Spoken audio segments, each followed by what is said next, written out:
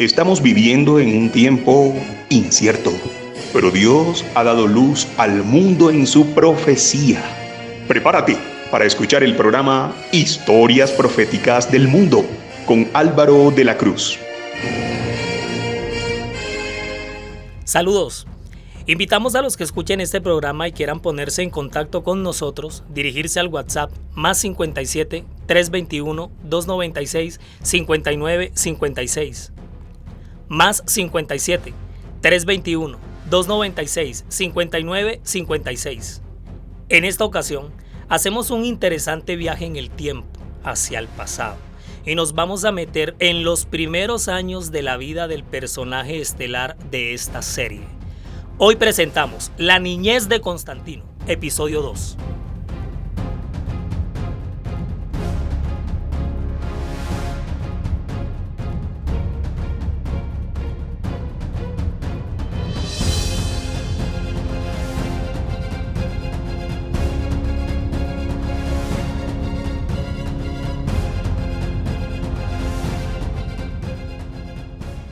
Flavio Valerio Constantino o Constantino I, también conocido como Constantino el Grande, nació en Naissus, Moesia Superior, que es el actual país de Serbia. Nació un 27 de febrero del año 272. Aunque hay una cantidad de discrepancias entre las fuentes consultadas respecto al año exacto de su nacimiento, o sea, difieren mucho la una con la otra. Unos dicen una cosa, que nació un año antes, que nació un año después, pero alrededor del año 272 es cuando ubicamos el nacimiento de este personaje, de Constantino. Sus padres fueron Constancio Cloro, un reconocido oficial del ejército romano, y su mamá se llamaba Helena. Así se llamaba, Helena. Una mujer griega de bajo estrato social, quien además era una de las concubinas de Constancio en los primeros años de su carrera militar. Lo que pasa es que como Constancio Cloro no solamente era comandante militar, sino también era César de Occidente. O sea, el hombre tenía doble estrés porque tenía dos trabajos al mismo tiempo. Imagínese usted en pleno Imperio Romano tener estos dos puestos. Además de ser comandante militar, pues era uno de los Césares de Occidente. ¿Se acuerdan que en episodios pasados les estuve hablando de la tetrarquía? Bueno, él hacía parte de la tetrarquía, de los 4 generales o de los 4 emperadores que a su tiempo gobernaban con el emperador principal en Roma. Esto fue de Diocleciano en adelante. Ya esto lo vimos episodios atrás. Constantino vivió todos esos años de su tierna infancia en la corte imperial, en la que terminará sirviendo como oficial de alto rango al servicio de Diocleciano, años más adelante. Sus inocentes ojitos de niño veían a las legiones romanas moviéndose de un lugar a otro, a su papá dando órdenes con una autoridad ni la tremenda, y además observando de cuánta incursión y estratagema militar montaba Roma en medio de tanto asedio e invasión por parte de los enemigos amenazantes. En fin, ese fue el contexto más inmediato que impactó en su primera infancia. O sea, no nos debe parecer nada raro pensar que Constantino visitara con frecuencia los cuarteles en los que se encontraba su padre Constancio Cloro desarrollando su labor militar. Este chiquillo siempre fue listo, brillante, todas las captaba. O sea, él era un niño bastante atento y prevenido. Vean, la vida que se lleva en los primeros años de existencia de un ser humano, en la niñez y la adolescencia, pero sobre todo en la infancia, es clave, pero muy clave en el desarrollo de su personalidad, de su carácter, de su temperamento, ya sea con una mala o buena cimentación para su autoestima, para su seguridad, para sus valores morales que van a regir en su comportamiento. En fin, van a ser el cimiento y la base para todo. Por eso, al abordar en una serie como esta los acontecimientos profetizados que se nos vienen Episodios más adelante se nos hace importantísimo profundizar en el conocimiento de esas etapas de la vida en personajes que han sido claves en la historia profética del mundo. Eso nos ayudará a comprender muchísimo mejor y claramente las decisiones que tomen cuando ya sean adultos, tanto en su vida personal como cuando ostenten poder y autoridad sentados sobre un trono. Y sobre todo este personaje, les quiero decir, Constantino, o sea, sobre todo en él. Ahora que analicemos todo el desarrollo de los primeros años en su infancia, vamos a comprender por qué fue más adelante que se volvió así. Ojos aquí con este detallazo para que la tengan más clara con este hombre. Pónganle cuidado. No se me duerma que aquí apenas estamos empezando. ¿Ustedes se acuerdan del proyecto político y administrativo de la tetrarquía que tanto se ha mencionado aquí?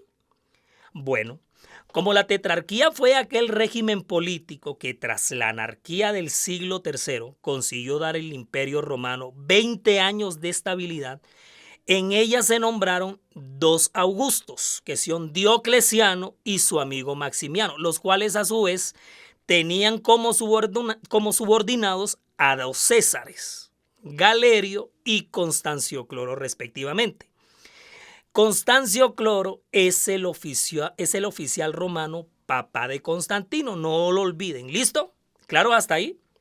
Bueno, esto obviamente suponía una división del poder en 4 pedazos.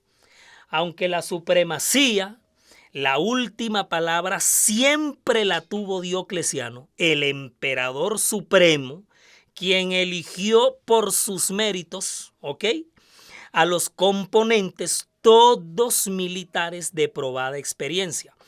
De este sistema basado en el mérito, no en un principio hereditario. ¿Estamos claros? Sin embargo, quizás, tal vez, puede ser, a lo mejor, de pronto, maybe, se dice en inglés, peut-être, se dice en francés. Eso fue el error que hizo fracasar a la tetrarquía. Y va a ser ese proyecto de la tetrarquía, ese mismo proyecto, venirse al piso. Fue lo que mandó para el otro lado a Diocleciano porque lo sumió en una profunda depresión. Que dicen las malas lenguas que se terminó suicidando. O sea, no me crean. Eso es lo que dicen los historiadores y todos los analistas de la época. Que él, cuando vio que todo su proyecto político de la tetrarquía se va a venir al piso, pues la tetrarquía y su proyecto se van a morir con él. Lo que pasa es que estos emperadores, dictadores, líderes estadistas, como estos emperadores, como Alejandro Magno, Ciro el Persa en su momento, Nabucodonosor, los faraones, toda esta cantidad de estadistas modernos, contemporáneos y antiguos, el poder es su proyecto en sí mismo. Por eso es que ellos nunca van a aceptar ni van a asimilar que su proyecto de poder se les venga al suelo, o sea, se van a morir con él. O ellos triunfan con el poder o cuando el poder se acabe, se acaban con el mismo poder. Por eso es que se dice que Diocleciano se termina suicidando cuando la tetrarquía se vino al piso. Bueno, eso de raro en la antigua Roma, pues no tiene nada. Y menos en el gremio de los emperadores, pues por lo que les acabo de aclarar, lo que les acabo de decir. Los Césares y los Augustos tenían hijos que se habían criado en la corte, preparados y levantados en de cuantas conspiraciones e intrigas cortesanas se pudieran confabular. O sea, los hijos de los emperadores, de los Augustos, de los Césares, de los estadistas, de los reyes, de los faraones, de toda esta gente, ellos van a crecer rodeados en ese mundo de intrigas, de engaños, de suicidios, de infidelidades, que esta mujer dejó al otro, que se fue con la mujer del otro, que le fue infiel a esto. Los hijos van creciendo en ese ambiente. Sí, los hijos de esta gente, todos venían creando en su mente y en su corazón un perfil gigante plagado de ambición. ¿Estamos claros hasta ahí? Magencio, que va a ser hijo de Maximiano, Magencio y Constantino, que es hijo de Constancio Cloro, son dos perfectos ejemplos de cómo nunca estos hijos se van a resignar a ser apartados del poder, sino que antes, desde niñitos, se van a aferrar al poder con toda su obsesión.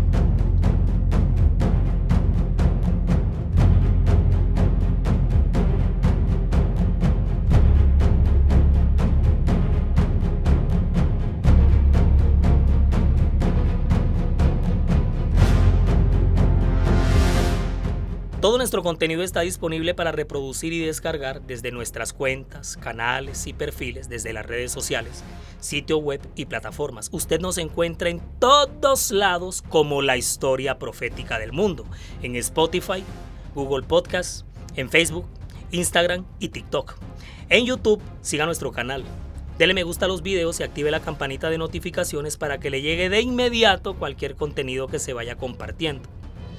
Nuestra página oficial en internet es www.lahistoriaprofeticadelmundo.com www.lahistoriaprofeticadelmundo.com. Es diseñada y administrada por Sama, agencia de marketing digital de la cual el poderoso Edinson Galván es el gerente. No dejen de asomarse por la web, siempre estamos publicando novedades, siempre. En las historias proféticas del mundo estamos presentando la serie sobre el oscurantismo. Este es el episodio 2. Esto que usted está escuchando en estos momentos es el fragmento 2. Estamos viendo en esta ocasión la niñez de Constantino.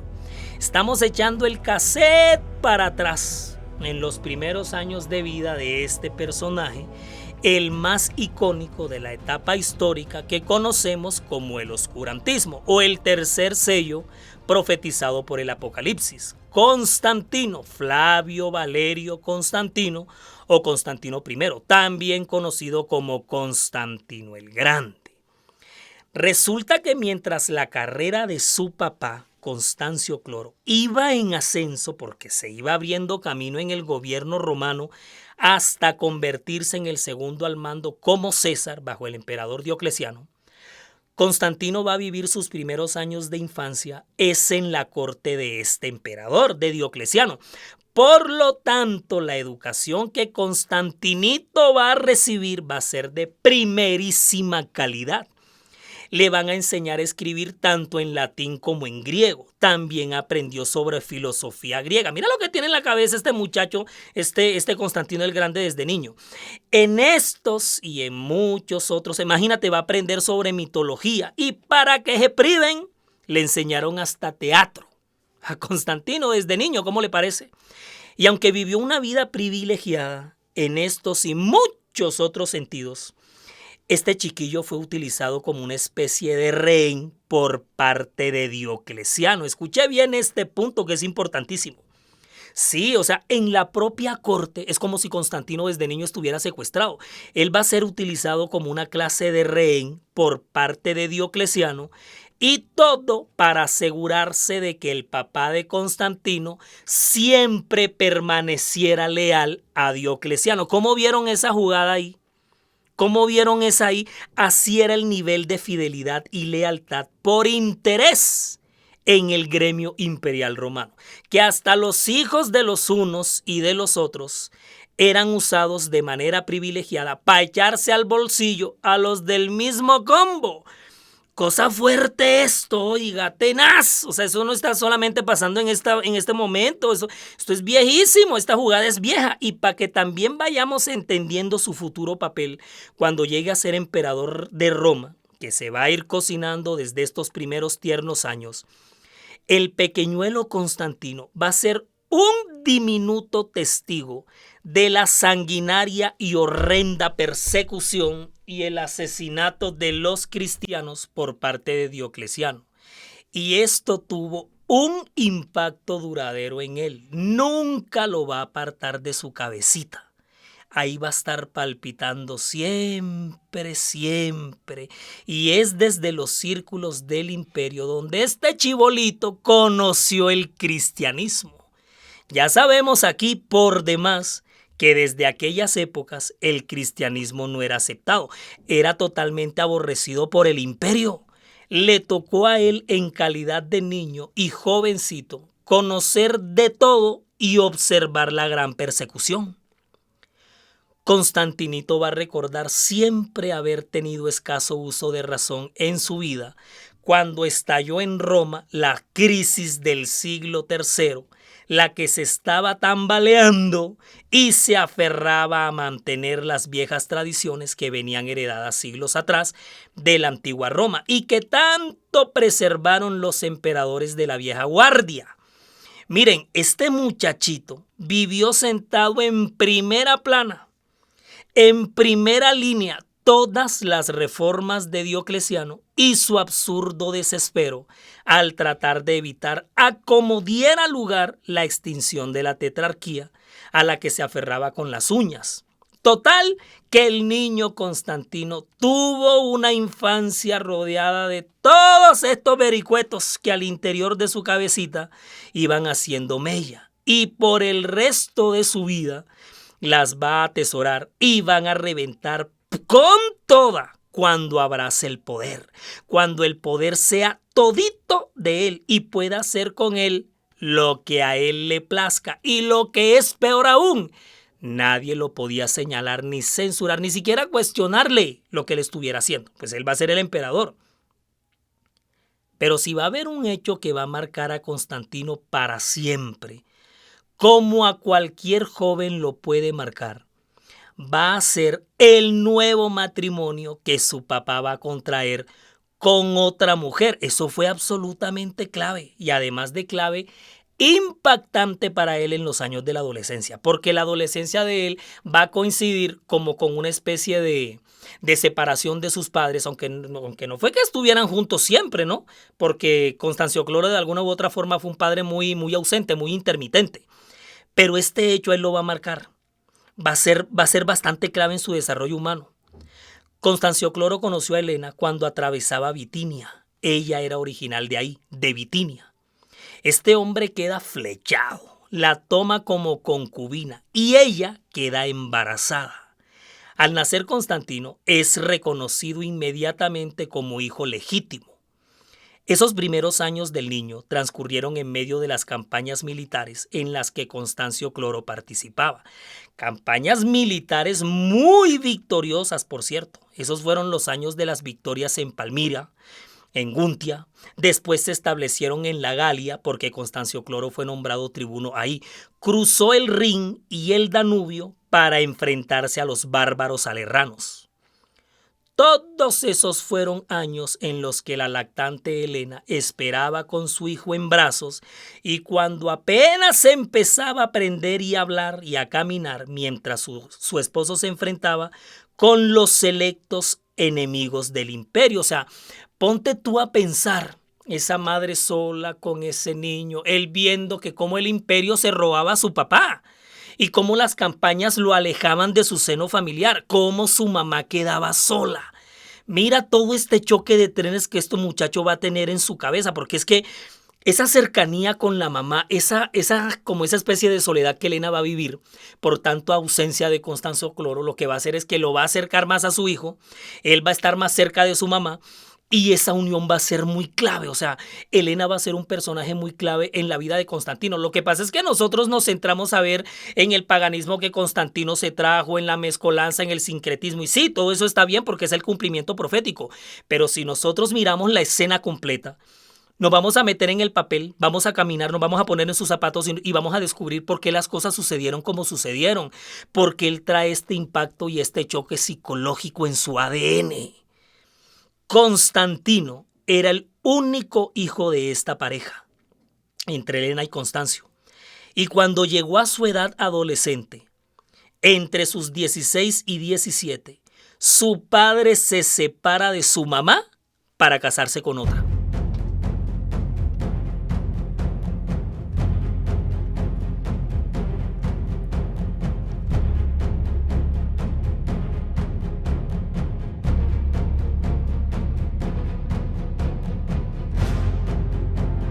Lo que pasa es que la carrera militar de Constancio Cloro iba en un ascenso meteórico impresionante, imparable, no lo deteniera pero nadie.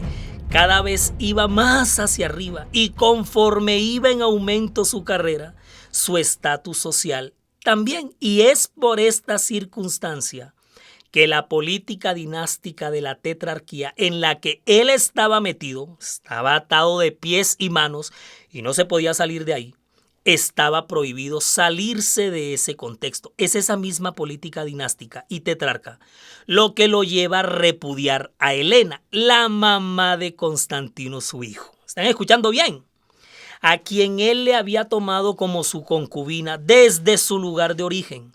Y ella que tanto tanto lo había esperado y esperado con su niño en los brazos, mientras él, Constancio Cloro, se daba espada con todo el mundo. O sea, imagínense una mujer tenerle paciencia a su esposo militar que se va con las campañas militares, que ella lo va a recibir cuando regresa y resulta que él va subiendo de estrato y con cada victoria que tiene, ahora resulta que la va a repudiar. Oiga, esa cosa no se hace. Es un hombre, no se lo hace a una mujer. Pero sí, hubo un hombre que lo hizo. Constancio Cloro se lo hizo a la mamá de Constantino. Se lo hizo a su propia mamá.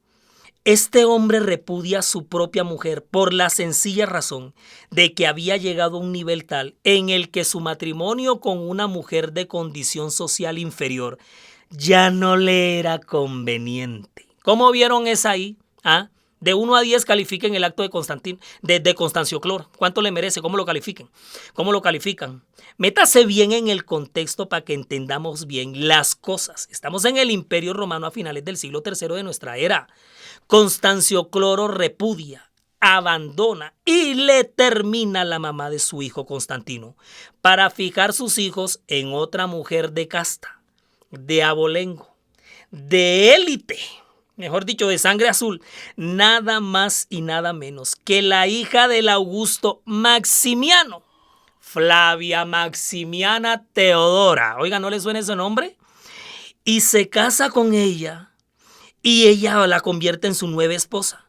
Constancio Cloro con ella va a tener 6 hijos con su nueva unión matrimonial. O sea, Constantino va a tener por parte de padre 6 hermanos que se llamaron Flavius Ilius Constantius, Flavius Dalmatius, que llegó a ser cónsul en el año 333, fíjate, Flavius Hannibalianus, Flavia Juliana Constantia, quien se casó años más tarde con el emperador Licinio I, Anastasia y Eutropia.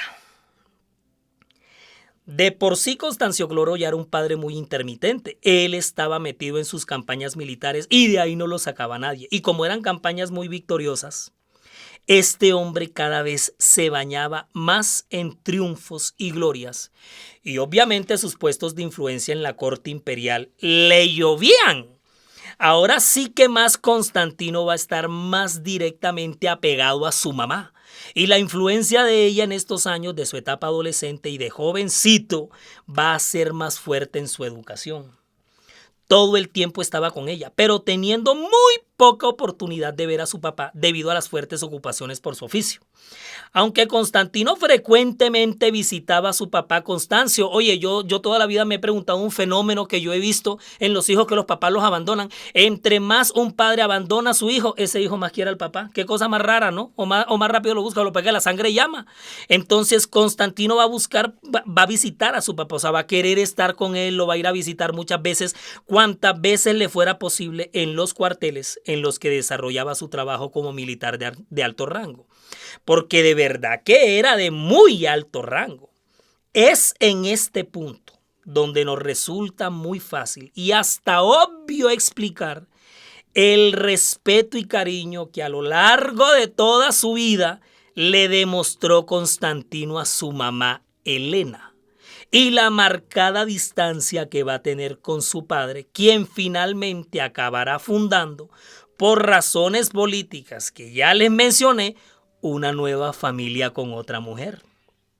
Y, sobre todo, en un nuevo hogar repleto de hijos.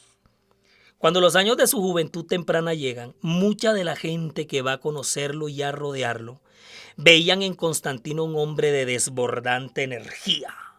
Bajo la tutela del emperador, aprendió que la labor de un gobernante era la de defender el imperio de cualquier poder extranjero y la de crear una sociedad justa y organizada, lo que Constantino llevaría a la práctica cuando él mismo se convierte en emperador.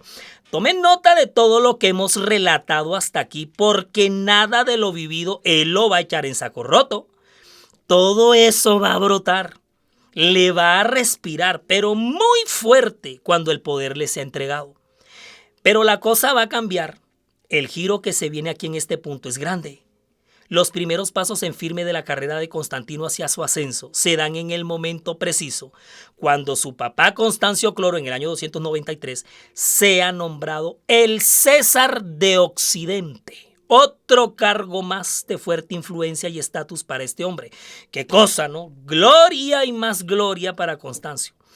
Diocleciano, el señor, pues, el virtuoso ideólogo y artífice de la tetrarquía, su flamante proyecto de poder en Roma, tiene noticias de la preparación, de los valores, del conocimiento y sobre todo de la brillantez del joven Constantino. Imagínense ustedes, se juntó el hambre con la comida. ¿Y cuánta comida había? No digan ustedes que cuánta hambre. Ni corto ni perezoso. El Diocleciano va reclamando al joven, quien apenas tenía 20 añitos. ¡Ay, hombre! 20 añitos. El emperador Diocleciano reclama a Constantino a la corte de Nicomedia con el pretexto de educarle en política y en las artes militares de acuerdo con el estatus del hijo de un César. Ahora, recordemos lo que ya les dije en fragmentos anteriores. Lo que Diocleciano está tejiendo aquí es una valiosa red de lo más buena, pero a su favor, porque todo lo tejió con interés. Conseguía un rehén valioso y se aseguraba la fidelidad del César de Occidente, Constancio Cloro. Así entra con paso firme el jovencito Constantino a la corte, y la vida en la corte será itinerante por las necesidades políticas y militares. De aquí en adelante, Constantino no parará de viajar y a numerosos destinos van a llegar sus pies. Egipto, Siria, Antioquía, donde va a conocer a Minervina, quien va a ser su esposa, así se llama. Constantino seguirá su recorrido por Nicomedia otra vez, Italia, Salona, Nisibis, Babilonia. En el 303 llega su primogénito, Crispo, mismo año en el que el emperador Diocleciano firmó el edicto de persecución contra los cristianos. Si estás atando cabos, si estás mirando cuando una cosa y pasa y cuando sucede la otra, es decir, cuando él se vuelve padre es cuando Diocleciano firma el decreto sanguinario contra los cristianos, que fue la persecución más terrible de todas. Los 3 años que vienen son decisivos para que ese niño, ahora convertido en un joven padre, ¿no?, llegue al poder. Y eso es lo que vamos a ver en el siguiente episodio. Los pasos contundentes que dará nuestro personaje hasta el 25 de julio del 306, cuando en el trono de Roma se siente el nuevo emperador, Constantino I el Grande. Resumimos y nos fuimos.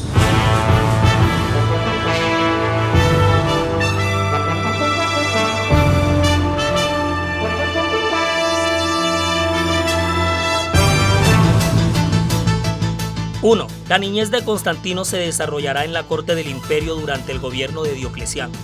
Desde entonces, sus inocentes ojos observarán con curiosidad todos los movimientos de Roma. 2. La intermitencia de Constancio Cloro, su padre, debido a sus múltiples campañas militares, llevarán a Constantino a estrechar sus lazos afectivos con Helena, su mamá. 3. Diocleciano crea una especie de lealtad dependiente con Constancio Cloro por medio de los privilegios con los que rodea a su hijo Constantino al formarlo en la corte. 4.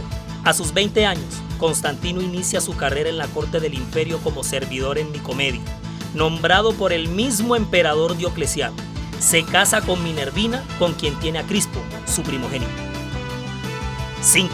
Observando detenidamente los pasos de ascenso de un temible enemigo de la fe cristiana, los cuales no escapan al control y soberanía de Dios, en la producción audiovisual May Vanegas relata Álvaro de la Cruz, y para todos ustedes un feliz día.